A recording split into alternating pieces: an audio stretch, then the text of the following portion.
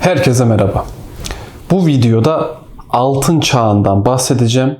Altın çağın özelliklerinden bahsedeceğim. Fakat ilk önce dinler üzerinde ne konuşulmuş, dinler bunun hakkında zamanında ne konuşmuş, bunlardan bahsedeceğim. Ve daha sonra ikinci, üçüncü videolarda geleceğe dair vizyonlar geliştirerek bu çağın nasıl bir çağ olabileceğine dair gerçekçi, bilimsel, somut adımlarla ilerleyeceğiz. Bu dönemde Yahudilik de Hristiyanlık da net bir biçimde ifade edilmiştir. İslam'da da keza öyle. Yahudilikte şu gibi bilgiler vardır. Yahudi geleneğine göre Mesih çağı küresel barış ve uyum dönemlerinden biri. Çekişmelerden ve zorluklardan uzak bir dönem olacak ve Yaradan'ın bilgisinin ilerletilmesine yardımcı olacak. Küresel barış çağını başlatan Altın Çağı, Yeşaya kitabının en ünlü İki kutsal kitabında şöyle özetlenmiştir. Rab uluslar arasında yargıçlık edecek. Birçok halkın arasındaki anlaşmazlıkları çözecek. İnsanlar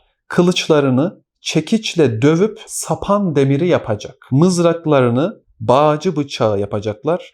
Ulus ulusa kılıç kaldırmayacak. Savaş eğitimi yapmayacaklardır artık der. Onun döneminde kurtla kuzu bir arada yaşayacak. Pars'la oğlak birlikte yatacak. Buzağı, genç aslan ve besili sığır yan yana duracak. Onları küçük bir çocuk güdecek. İnekle ayı birlikte otlayacak. Yavruları bir arada yatacak. Aslan sığır gibi saman yiyecek. Emzikteki bebek kobra deliği üzerinde uyuyacak. Sütten kesilmiş çocuk elini engerek kovuğuna sokabilecek. Kutsal dağımın hiçbir yerine kimse zarar veremeyecek, yok etmeyecek. Çünkü sular denizi nasıl dolduruyorsa dünyada Rabbin bilgisiyle dolar. İbn Meymun Mişna Torası'nda Mesih'in çağını şöyle anlatır. Ve o zaman açlık ya da savaş olmayacak, kıskançlık ya da rekabet olmayacak. Çünkü iyilik, bolluk olacak ve tüm lezzetler toz halinde olacak. Yani Yahudilikte bu şekilde bilgiler var ve devam ediyor biraz daha. Dünyanın tüm işgali sadece Tanrı'yı tanımak olacak. İsrail halkı büyük bilgeliğe sahip olacak. Ezoterik gerçekleri algılayacaklar ve yaratıcının bilgeliğini, insanın kapasitesini kavrayacaklar. Yazdığı gibi Yeşaya 11:9'da çünkü sular denizi kaplayacak,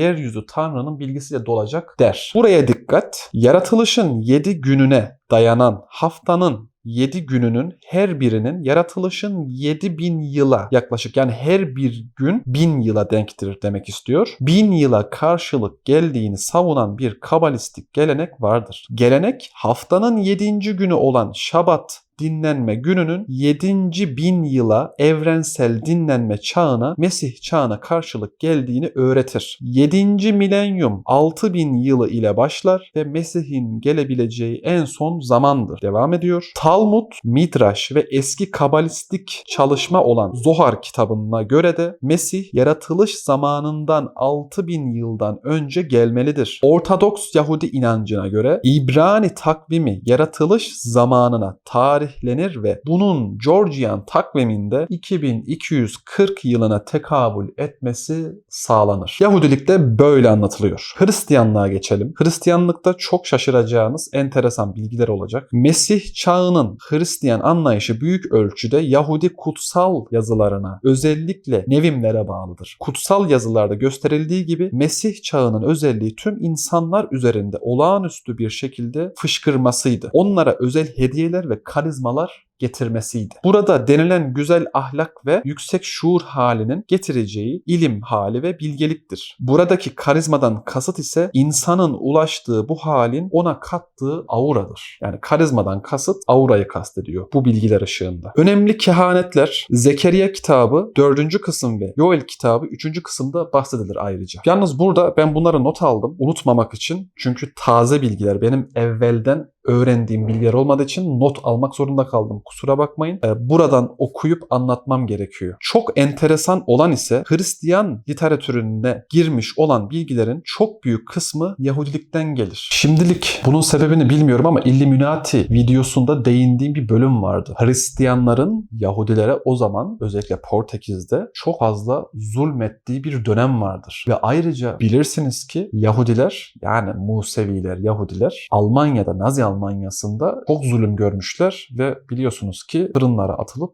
yakılmış bu insanlar. Bakın biz Müslümanız, biz İslam üzereyiz. Biz böyle bir zulüme düşmanımız da olsa, karşı taraf da olsa razı gelemeyiz. Yani bu insanların da çektiği bu zulümü de göz önünde bulundurmak gerekiyor. Her ne kadar bizim, hepsi tabii ki de hepsi değil. Tabii ki de hepsi değil. Siyonistler, Siyonizmi katacağız. Bütün Musevi ve Yahudilere düşmanımız diyemeyiz. Yani böyle lanse edilmiş olabilir ama değil tabii ki de. Yani burada bunun sebebini bilmiyorum ama detaylıca bakacağım buna. Yani Babil olayından gelen bir durum var. Şimdi ilerleyen bölümlerde de bunu göreceksiniz. Beni de bu düşünceye sevk etmeye sebep şu oldu, araştırırken şunu gördüm. Hazekiel kitabı, Hristiyanlıkta böyle bir kitap var. Hazekiel kitabı 6. yüzyılda Yahudi rahip Hazekiel tarafından Babil mitolojisi üzerine kurgulanmış bir kitaptır. Yani Babil olayını da kısmen de olsa bu Ra'nın Gözü serisi yaptığım Illuminati videosunun 2. videosunda değineceğim buna da zaten. Orada Illuminati'nin aslında nereden çıktığından bahsetmiştim 1. videoda. Bu düşünceye sahip cemiyetleri ifade etmeye çalışmıştım. Topluluğu, insan topluluğunu, amaçlarından biraz bahsetmeye çalışmıştım. Zenginliklerinden, elde ettikleri zenginliklerinden, İslam üzerinde yani Türkiye üzerindeki çalışmalarından bahsetmiştim. Tabii ki de Avrupa'da yaptıkları çalışmalar da var. Onlara girmedim. Onlara daha sonra Siyon tarikatı, tapınak şövalyeleri, gül ve haç ile olan ilişkileri, masonların bazı locaları ile olan ilişkileri üzerinden Illuminati'yi ve şu anda adını söylemeyeceğim örgütün dünya üzerinde tüm bu 1000 yılın birikimiyle elde ettikleri ezoterik bilgiler, bilimsel bilgiler ile insanlık üzerinde yaptıkları çalışmaları o 2. videoda hepsini elimden geldiğince bulabildiklerimle anlatmaya çalışacağım. Altın Çağ videosunda neden bundan bahsettim? Bu çağın gelebilmesi için ilk önce bu adamların, bu düşüncenin, bu sinsi düşüncenin insanlık üzerindeki etkisini bitirmemiz gerekiyor. Zaten şu an İslam literatürüne girmiş bilgilerle, anlatacağım bilgilerle bunun ne demek istediğimi orada anlayacaksınız zaten. Devam ediyoruz. Hristiyan eskatolojisi Mesih çağının kademeli karakterine işaret eder. Gerçekleşmiş eskatolojiye göre yeryüzünde suç, savaş ve yoksulluğun bir dereceye kadar olmadığı evrensel bir barış ve kardeşlik dönemi olan Mesih çağı zaten buradadır. İsa'nın çarmıha gerilmesiyle Mesih çağı zaten başlamıştı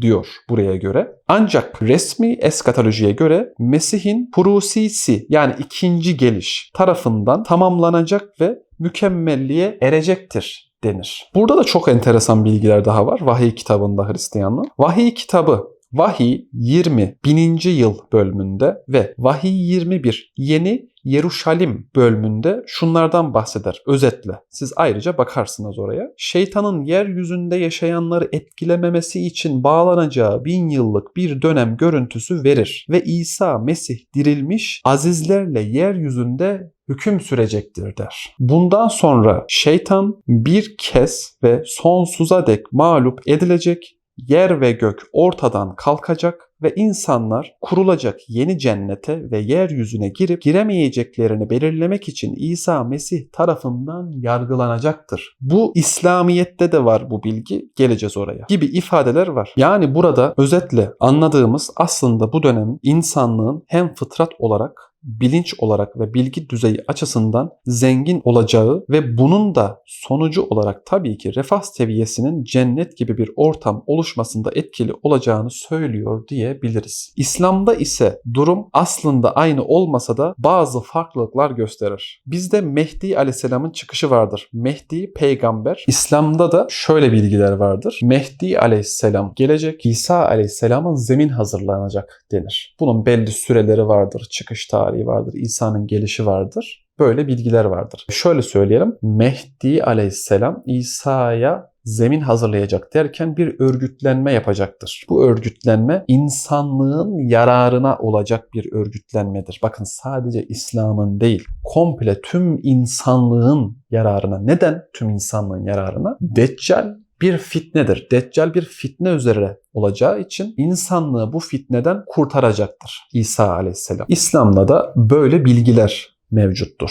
Daha yeni Hristiyanlıkta Mesih'in önünde bazı insanlar yargılanacak diye bir bölüm okuduk. Hatırlarsanız buraya geleceğiz demiştik. Burada şöyle bir şey var. İslam'da da İsa aleyhisselam yeryüzüne indiği zaman, çalışmalarını başlattığı zaman Mehdi aleyhisselamla beraber İslam mezheplerinden bazıları İsa aleyhisselama karşı çıkacak. Bazı cemaatler, bazı tarikatlar İsa aleyhisselama karşı çıkacak. Bunlar arasında bir çatışma başlayacak. İsa aleyhisselam geldiği zaman mezhepler ortadan kalkacak, İslam tek olacak, Müslümanlık tek olacak. Yani tek görüş üzere sabit olacak. Bakın burayı biraz açalım. Altın çağdan bahsettik. Artık yavaşça bu teknik bilgileri aldıktan sonra giriş yapmaya başlayalım. İlk önce dini kavramlar ve sosyal kavramlar üzerinden bir giriş yapalım. Altın çağa gelmeden evvel İsa aleyhisselam Deccal'i öldürmüş olacak. Deccal'in yeryüzündeki hükmünü bitirmiş olacak. Bakın Deccal'i şöyle anlayabiliriz. Deccal fitne diyor değil mi? Şu an benim bu Ra'nın gözü video serisinde yaptığım şey aslında Deccal'in fitnelerini bir açıdan ortaya koymaktır. İslam üzerinde ve insanlık üzerinde yürütülen hain çalışmaları ortaya koymaktır. Bakın şunu da söyleyeyim. Dünya üzerinde dönen oyunları bu cemaatlerin, Deccal cemaatleri diyelim biz buna. Bu Deccal cemaatlerinin, yani hangisini kastediyorum? Illuminati tarzı, Sion tarzı, bak parantez açıyorum, bazı masonik localar, Illuminati'yi kuran masonik localar gibi düşünceler ve zamanında Vatikan'ın da kabul ettiği, 2. Alexander'ın kabul ettiği, ikinci videoda hepsine detaylıca bahsedeceğim. Bazı tarikatların, cemaatlerin Deccalizme nasıl hizmet ettiğini, Yahudilerin Hristiyanlarla nasıl işbirliği yaptığını, fakat burada şundan çekiniyorum. Her Yahudi'yi ve her Hristiyanı aynı kefeye koyamayız bakın. Bu adamlara aslında Yahudi ve Hristiyan da diyemeyiz. Çünkü bu adamların tek dünya, tek din ve tek asker ordusu yani tek ordu projeleri vardır. İsa aleyhisselam Deccal'i öldürdüğü zaman, hatta şöyle denir hadiste, Deccal İsa'nın karşısında tuzun suda eridiği gibi eriyecektir der. Peki nasıl? Bir insan tuzun suda eridiği gibi nasıl erir? Aslında bu pek mümkün değildir. Mümkün mü? Mümkün. Asite koyarsan eriyebilir tabii ki de. Teknik olarak mümkün. Fakat buradaki anlatım şu şekildedir. Şu an yeryüzüne yapılan operasyonda baktığınız zaman bakın her koldan, dediğim gibi o Illuminati videosunda, o seride, Ra'nın Gözü serisinde anlatacağım üzere bunları çok net göreceksiniz, anlayacaksınız. Hepimizin üzerinde yapılan çalışmaları, politikada, sanatta, medyada, modada, felsefede, dinde, bilimde bu insanların, bu düşüncelerin, bu tarikatların suikastlerle, para gücüyle nasıl insanları rapt altına aldığını göreceksiniz. Yani bizi nasıl zapt ettiklerini, bizi nasıl kendi istedikleri yöne rahatça yönlendirebildiklerini, bizi cahil bırakarak, insanlığı ve Müslümanları cahil bırakarak doğru olan bilgileri yanlış olan bilgilerle değiştirerek bizi nasıl yönlendirdiklerini orada göreceksiniz. Altın çağının başlangıcına girelim. Altın çağ şu şekilde başlayacak. Deccal'in erimesiyle başlayacak diyelim. Nasıl? Dediğim gibi eski tahrif edilmiş bilgiler zamanla yerine